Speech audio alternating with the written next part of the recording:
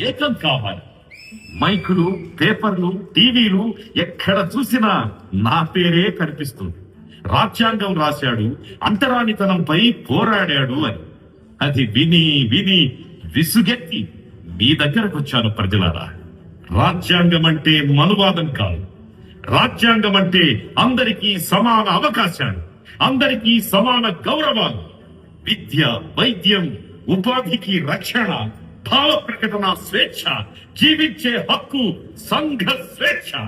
రాజ్యాంగం ముందు అందరూ సమానమే. ఆశ్రిత పక్షపాతానికి, అవినీతికి తావులేని స్వచ్ఛమైన పరిపాలన. విశ్వాసాలు వ్యక్తిగతాలు. పాలనలో మతానికి స్థానం లేదు.